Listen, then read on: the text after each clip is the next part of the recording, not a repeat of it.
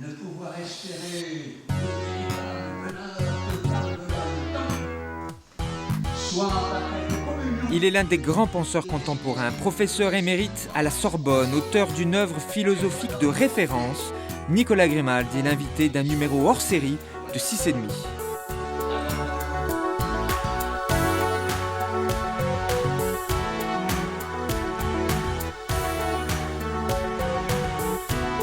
Les somnambules sont des hallucinés. Ils croient percevoir ce qu'ils ne font qu'imaginer.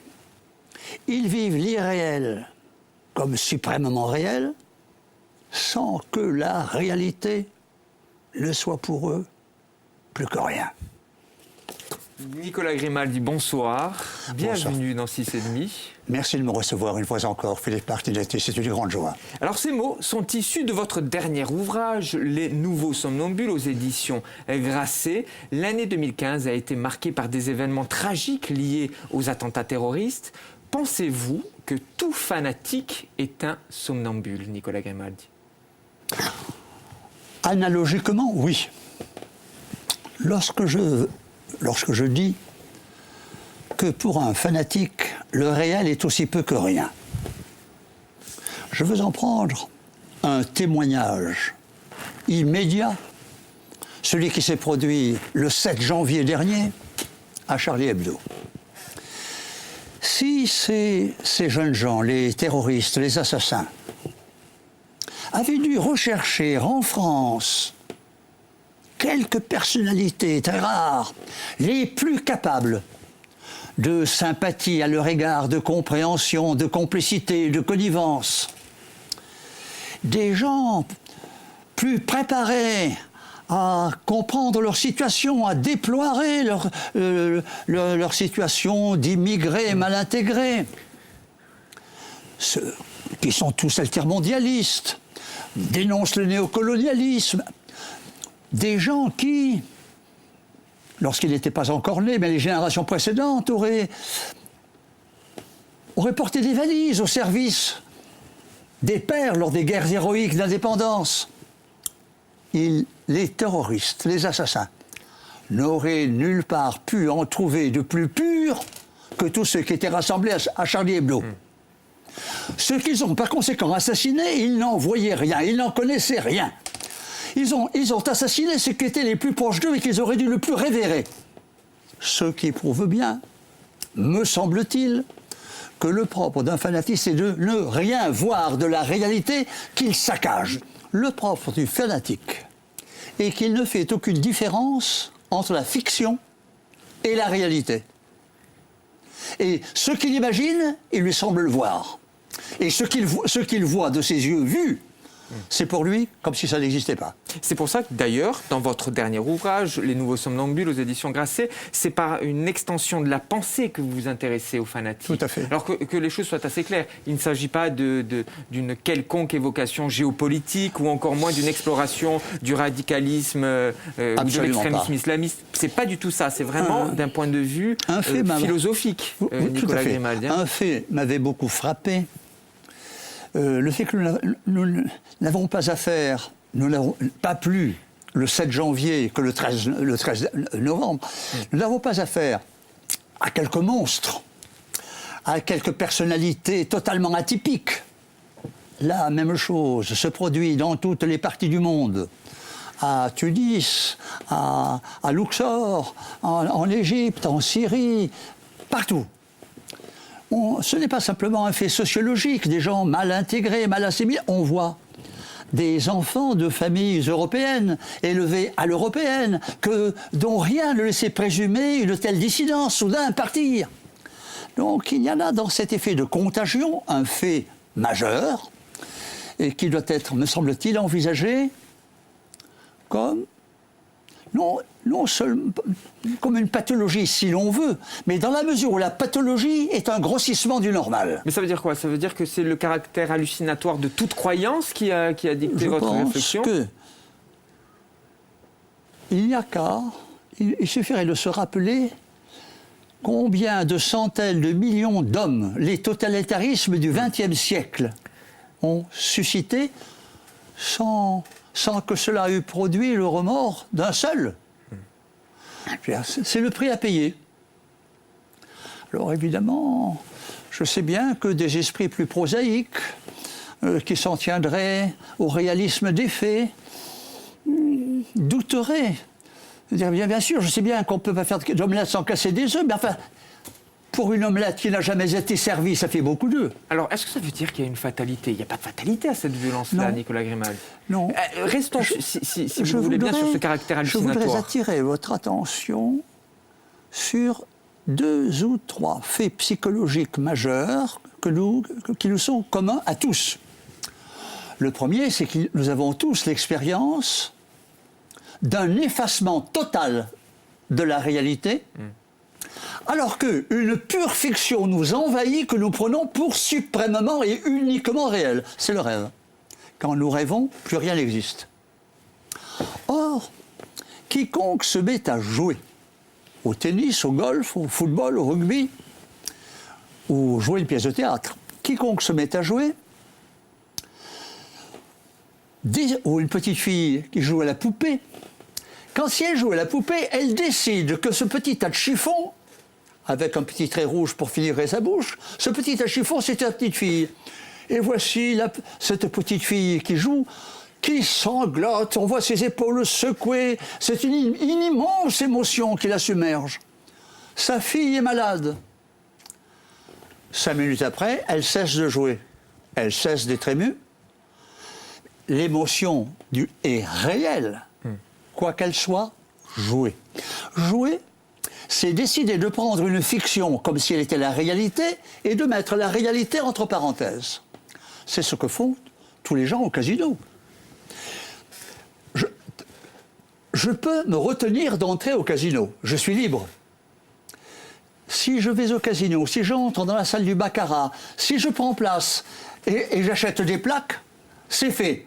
Je suis pris au jeu, il me tient lieu de réalité, je le vis non pas comme une parenthèse, non pas comme un jeu, mais tout mon être y adhère. Il n'y a qu'à voir avec quelle frénésie, avec quelle fureur joue par exemple le genre de rugby ou de football. Alors ça veut dire que pour des terroristes, notamment ceux qui ont fait ces attentats récents, il y a cette idée-là, encore une fois, le vocable est important, Nicolas Grimal, c'est pas à vous que je veux le dire. Excusez ma cuistrerie d'ailleurs, à ce titre-là, mais ça veut dire que ils incarnent cette dimension hallucinatoire. Il n'y a pas pour vous d'explication politique, il n'y a pas pour vous d'explication sociale. C'est vraiment une explication à la mi-chemin, à la lisière entre l'hallucination et la religion. Je ne récuserai pas toutes les élucidations. Il s'agit d'éclairage plus ou moins latéral, sociologique, économique, historique, etc. Mais je le répète, ce n'est pas le propos de votre ouvrage. Non.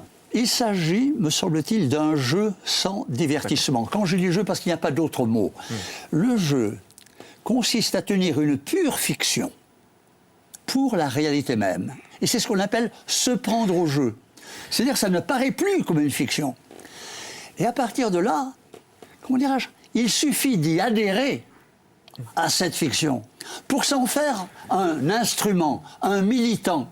Et du même coup, on devient le héros d'un roman. Alors quand j'entends fiction, dans la façon dont vous avez de nous énumérer cette histoire-là, fiction, histoire, cette histoire du fanatisme également, bien sûr. Moi je pense forcément, excusez encore une fois de revenir à la réalité, mais c'est aussi mon job qui veut cela. Non, vous avez raison. Je pense à cette façon de vivre le réel. Sont-ils décrochés sur le réel? Vous savez, il y a ces mots d'Elisabeth Badinter dans le magazine Philosophie du mois de décembre sur la notion de laïcité. Excusez-moi, on évoque la religion, forcément, par extension, on doit évoquer la laïcité. Tout à fait, Elle dit « Je pense, donc je suis » a été supplanté par « je crois », donc j'existe. Prise intrinsèquement, la formule de Madame Badinter que vous citez me paraît un agréable slogan, mais me paraît injustifiable, intrinsèquement. Je suppose que si j'avais lu l'article, le contexte l'éclairerait et me ferait comprendre comment elle a pu dire une chose qui est aussi incompréhensible pour moi. Car. Alors, en fait, je vais juste contextualiser ses propos. Elle le dit dans le cadre d'une grande enquête sur le fanatisme, quand elle dit, sur les attentats. Donc je suis, c'est une référence à un auteur que Mme Badinter connaît bien, à Descartes. Or, Descartes dit, par pensée, j'entends sentir, imaginer, concevoir, vouloir, etc. Imaginer. Donc, croire, c'est une manière de penser. Penser, c'est pas simplement concevoir en géomètre. C'est aussi imaginer. Or, la plupart de nos pensées sont des imaginations. Et c'est pourquoi? Parce qu'elles nous sont suggérées par notre corps, elles nous envahissent, et elles ont une présence émotionnelle, donc une présence physique, qui transite tous nos muscles, accélère les battements de notre cœur. Bref, c'est une passion. Et en ce sens, dire « je crois, donc je suis », je ne comprends pas très bien cette réduction, n'est-ce pas, ce télescopage. Parce qu'il se revendique. Enfin, je ne fais pas, surtout pas l'avocat de il s'agit d'essayer de comprendre. Mais c'est parce que les terroristes, ceux qui ont fait ces actions terribles durant l'année 2015, début d'année et fin d'année, se revendiquent également de l'existence ou d'une interprétation religieuse. Oui, mais entre Dieu et je suis, il y a quand même quelques distances. Comme si la croyance était une opportunité pour jouer un rôle, c'est-à-dire pour monter sur le théâtre du monde. Je ne suis pas sûr que ce soit le cas. Évidemment, car la grande nouveauté, encore que, si l'on pense à Polyeucte, Polyeucte s'est converti au christianisme et il vit il vit à Rome, dans une cité impériale, et il y a les statues des dieux romains.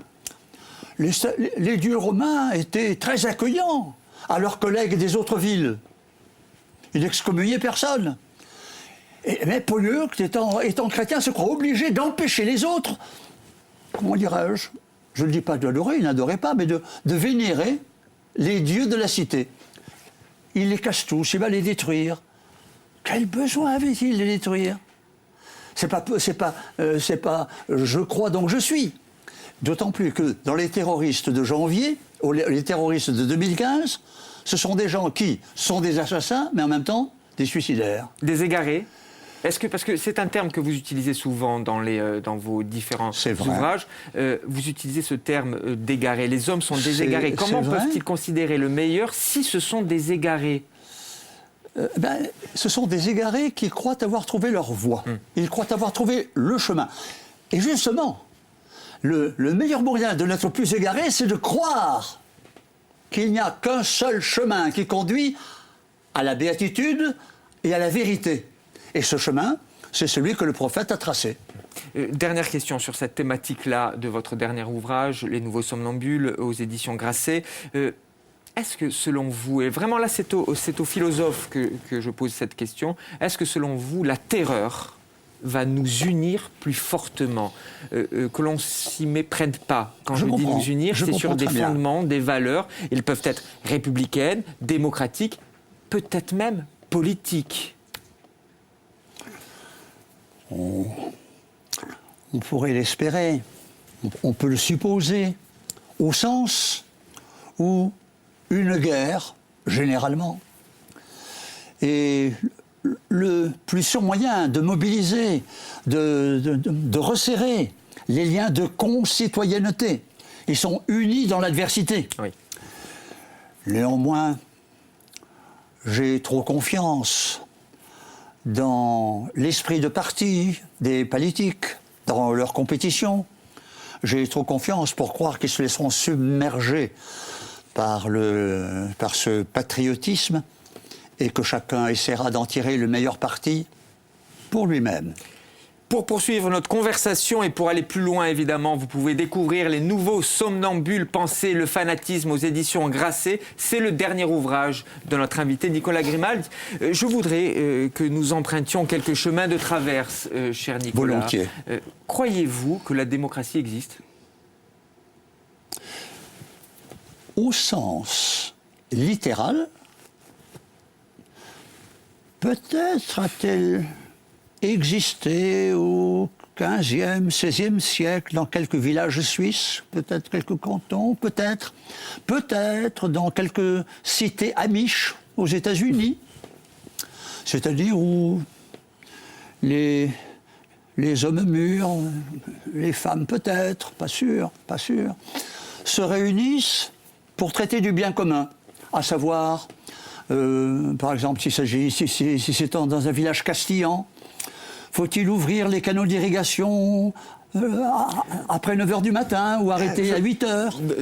Dans ce que vous dites, excusez-moi, mais j'entends en fait que vous considérez que la démocratie c'est presque une oligarchie, Nicolas Grimal. Ça veut dire que l'État s'immisce dans la part la plus individuelle de nos relations, vous, moi, notre vie, c'est ça? De quelques cités peu étendues, où les principaux chefs de famille se réunissent pour convenir et discuter, débattre du bien commun, mais d'un bien économique, de ce qui est raisonnable, de ce qui est juste et de ce qui ne l'est pas.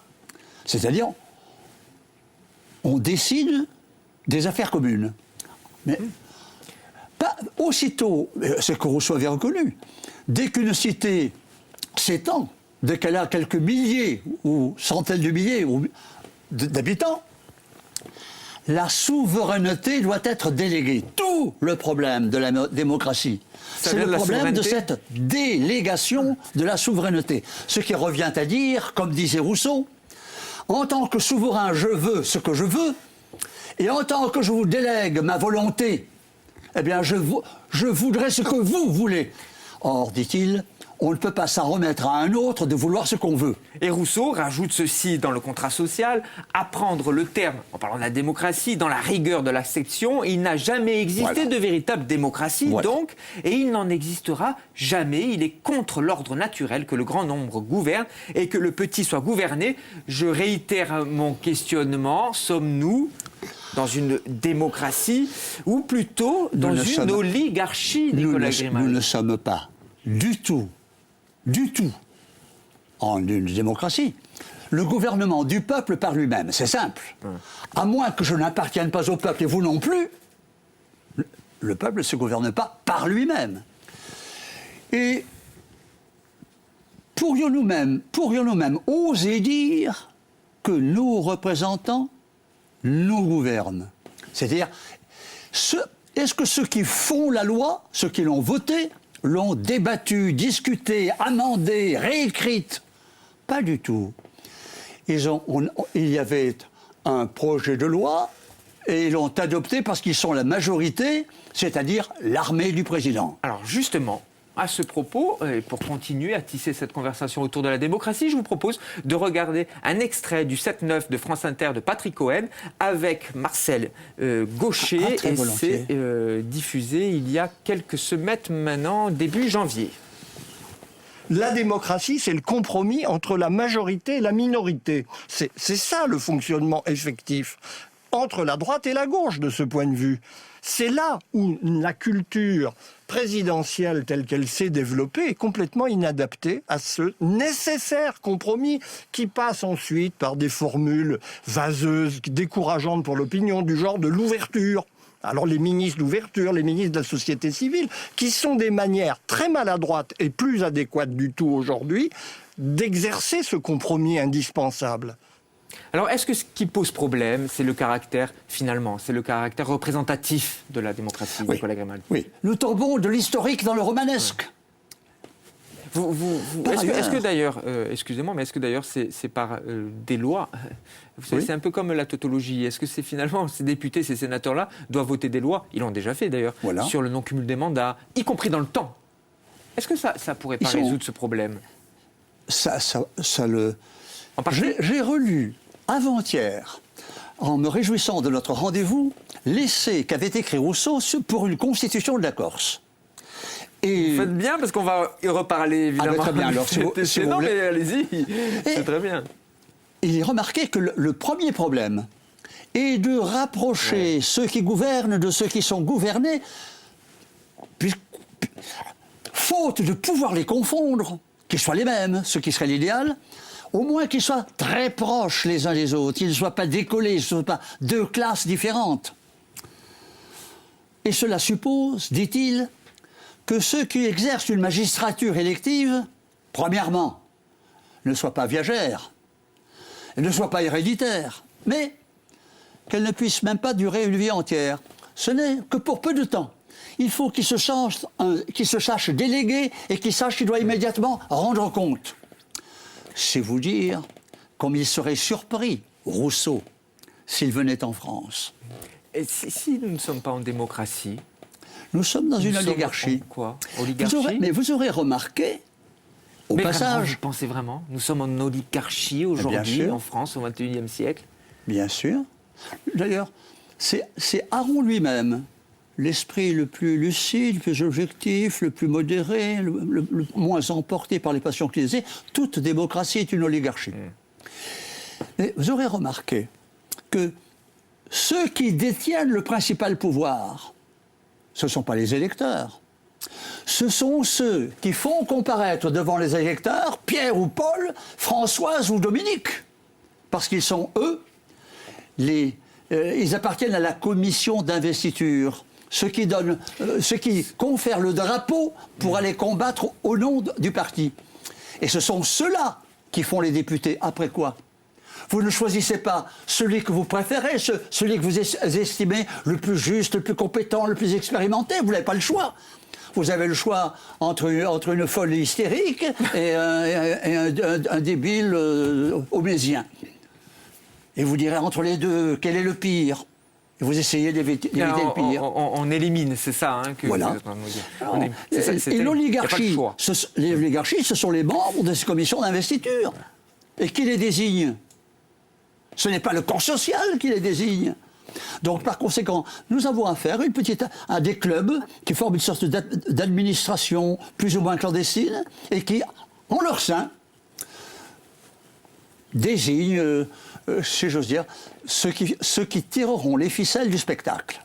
Alors, je ne sais pas s'il s'agissait d'un spectacle, mais ce que je sais, c'est que c'était historique, cher Nicolas Grimal. Et excusez-moi, il me semble que c'est la démocratie qui a permis à l'Union des nationalistes d'accéder au pouvoir à l'Assemblée de Corse il y a quelques semaines maintenant. Et je vais vous demander de réagir au discours, aux mots prononcés par Jean-Guy Talamogne lors de son discours le 17 décembre, très précisément, pour ne pas faire d'erreur de date. Domenica, budendo per i nazionalisti, ha detto popolo corso che a Corsica non era un pezzo di un altro paese ma una nazione, in qua sua lingua, la sua cultura, la sua tradizione politica, la sua maniera di partecipare al mondo. Il popolo corso ha vissuto che un nazionalista sia presidente del Consiglio esecutivo di Corsica.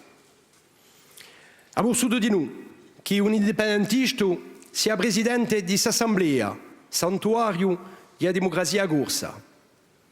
Cercheremo, in con umiltà, a mostrarci degni di questa confianza. Compie in cui due parole che si leggono spesso nei vecchi scritti di nostri antenati, oggi so se parole più preziose che mai. Campate felici, e via nazione, e via Corsica!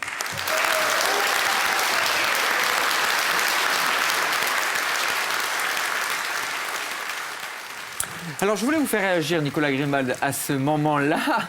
Vous avez eu la traduction en langue française je vous en remercie. Du texte, évidemment, du texte de Jean-Guy Talamogne. Je voulais vous faire réagir parce que, je l'ai dit, c'est un moment historique en Corse. Depuis la création de l'Assemblée de Corse en 1982, c'est la première fois qu'un président est nationaliste. La première chose que j'ai admirée, c'est l'attention de tous les membres de l'Assemblée. Ouais. Par conséquent, il y a tout lieu de présumer de ce que tous, ou la plupart, parlent corse. Ce dont je me réjouis et me félicite. Ce qui veut dire qu'ils sont des citoyens qui assument en eux charnellement l'identité corse en tant que la première identité linguistique. Le deuxième, c'est que c'est un magnifique morceau d'acteur. Il est le héros d'un parti. Il le joue magnifiquement avec une conviction qui emporte presque l'adhésion. Mais il a en même temps raison de se hâter, de claironner la victoire, pour renforcer ses troupes, avant qu'on ne s'avise d'observer d'un peu près les résultats électoraux.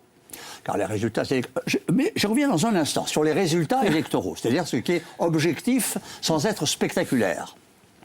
Troisième chose, le ministre Le Drian, ministre de la Défense nationale, devenu président de la vaste région bretonne, a prononcé son discours en breton. A terminé son discours, et quelques mots en breton. Et je me demande si M. Le Drian est nationaliste breton. L'extrait que je vous ai présenté de Jean-Guy Talamone, c'est parce que je veux avoir votre sentiment sur l'existence ou pas d'une citoyenneté corse. Mais un acteur dans tous les sens du mot. On l'aura bien compris dans ce que vous nous avez dit. Ça serait intéressant de lui demander sa réaction, d'ailleurs, sur le fait qu'il soit aujourd'hui un acteur du jeu parlementaire. Comme tous les joueurs, se prend au jeu et par conséquent ne sait plus qu'il joue. Mais vous, sur la citoyenneté corse, sur l'identité corse, sur l'existence d'un peuple corse, est-ce que oui ou non, c'est une réalité pour vous, le philosophe ? Je suppose que pour les... Je ne sais pas, mon vocabulaire va être défaillant. Pour les bourgeois corses, les entrepreneurs corses, les chefs de clan corses, sous l'administration britannique ou sous l'administration génoise, il va de soi que l'identité corse était une évidence, mais une évidence brimée.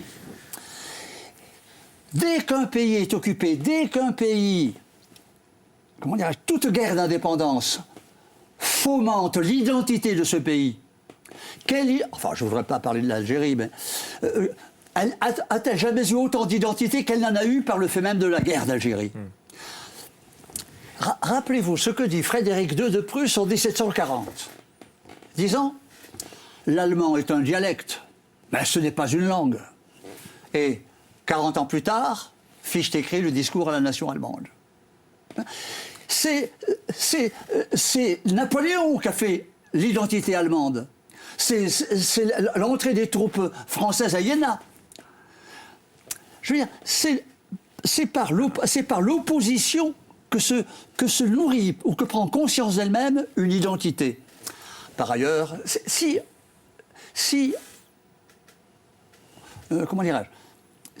on écarte ce sentiment d'être... Je suis limité, contraint, borné, empêché dans mes libertés par l'autre. Et donc, je me connais comme moi en tant que je suis le non-autre. Si on écarte cela, qu'est-ce qui reste d'une identité de quelque province que ce soit, basque, etc., ou catalane ? La langue, qui est une spécificité parce que les autres ne la parlent pas. C'est parce que les Basques ne parlent pas catalan. La langue, des usages, mais ces usages sont généralement ancestraux. Ce sont des usages fossiles. Alors on va danser la sardane, une manière de tricoter les bas, une couleur de sandales. Bref, c'est le folklore. Est-ce que le folklore fait une identité ? Non, mais on est loin du folklore maintenant. Oui, mais dans l'économie telle qu'elle est aujourd'hui, ce n'est plus une économie de vallée. C'est une économie mondiale, où tout le monde produit, échange à la fois, et les moyens de production sont les mêmes partout. Ce qui fait que une même manière technologique de penser, c'est partout répandu, qu'il y a une sorte de pensée universelle, où se dissolvent, qu'ils le sachent ou non, les particularismes nationaux. Êtes-vous bien sûr que dans la sensibilité aujourd'hui, un Français pris au hasard soit très différent d'un Allemand ou d'un Anglais pris au hasard? Non, mais parce que là, vous avez le prisme de la mondialisation. Alors, vous savez, je vais poser... Je ne peux pas faire l'économie. Différent. Non, certainement pas, surtout dans une analyse philosophique. Alors, je vais la poser différemment. Ma question, est-ce que pour vous, l'émancipation individuelle et collective passe également par une reconnaissance de l'histoire, par une reconnaissance d'une langue qui existe, qui vit sur un territoire. Nicolas Grimaldi. Je ne vois pas au nom de quoi un État pourrait interdire à, comment dire, une province, ou même si l'on veut une nation, considérer l'Espagne. La Constitution espagnole nous dit qu'il y a un État, mais constitué d'une pluralité de nations. Et ces nations, qui sont des communautés, comme pourrait être une communauté corse ou une communauté bretonne, ces nations ont la compétence sur l'enseignement, la langue, pas la justice, pas l'armée, mais c'est-à-dire l'essentiel de la culture et de la sensibilité. Il m'arrive d'aller donner des cours à Barcelone, eh bien, tous les cours sont donnés en catalan. Pour terminer notre conversation, on a passé un long moment tous les deux, en tête à tête, avec, j'espère, quelques téléspectateurs qui nous regardent, on le souhaite. Il y a dans votre travail, dans vos réflexions philosophiques, dans vos écrits nombreux, Nicolas Grimaldi, il y a cette idée d'une certaine éthique de la joie. Est-ce que vous considérez votre travail de philosophe par ce prisme-là ? C'est une expression qu'on entend peu d'ailleurs. Je vais m'en expliquer.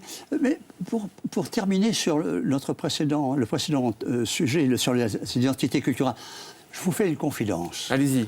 Il y a au moins 40 ans, depuis au moins, je me sens totalement apatride en France. Oui. Je vois pas, je me sens, voilà. Il y a une logique pragmatique, celle des artisans. C'est le réel qui est la mesure du possible. Le réel est la condition du possible. Et puis, il y a une logique prophétique. C'est celle des terroristes. C'est celle des religions. Je conçois, moi, le bonheur absolu, où tout sera partagé, tout sera commun, tout sera juste, tout sera transparent. Il n'y aura plus ni larmes, ni douleurs, ni gémissements. Voilà, ce sera la société sans classe, ce sera la Jérusalem terrestre. Mais il y a que... On va déduire ce que doit être le réel de l'idée, de la fiction, de l'imagination qu'on a de l'absolu. Et le réel, du même coup, n'est plus la condition du possible. Il devient un obstacle au possible. Et que faut-il faire alors ? On balaye l'obstacle. Ce qui fait que les vestiges, les gravats du réel sont les vestiges du possible. Et tout cela, on peut aussi le retrouver partout, dans les lignes. Et dans votre dernier ouvrage, je me permets de le montrer, Les Nouveaux Somnambules. Parce que tout ça, ce qui a nourri notre conversation, la première partie, et cette partie-là également, est à retrouver dans Les Nouveaux Somnambules. Nicolas Grimaldi, c'est en librairie depuis quelques semaines. Je le répète, que l'on ne s'y trompe pas, ce n'est pas une analyse géopolitique, ce n'est pas une exploration du fascisme, notamment du terrorisme dans sa singularité. C'est une tentative pour élucider le phénomène de la croyance et montrer jusqu'à quels excès, jusqu'à quels envoûtements elle se développe. Et en ce sens-là, il y a aussi cette question du réel que nous venons d'aborder. Nicolas Grimaldi, ce fut une belle discussion, je l'espère, entre nous. Ça fait pour moi une grande joie de m'entretenir avec vous. C'est aussi cela, le service public. Ça permet aussi des conversations comme celle-ci. Vous m'aviez interrogé, je n'ai pas pu répondre sur l'éthique de la joie. La joie, c'est de vous rencontrer, cher Philippe. C'est gentil. Vous n'êtes pas obligé, mais c'est gentil et je le prends. Je voudrais juste qu'on termine cette émission comme un petit clin d'œil à ces quelques mots de Vladimir Jankélévitch. On peut après tout vivre sans philosophie, sans musique, sans joie et sans amour, mais pas si bien. Nicolas Grimaldi. Merci de nous rappeler cela. Merci beaucoup d'avoir accepté notre conversation. Je vous dis peut-être à très vite. Merci à vous de nous avoir suivis et à très très vite, j'espère, sur France 3 Corse via Stella, évidemment.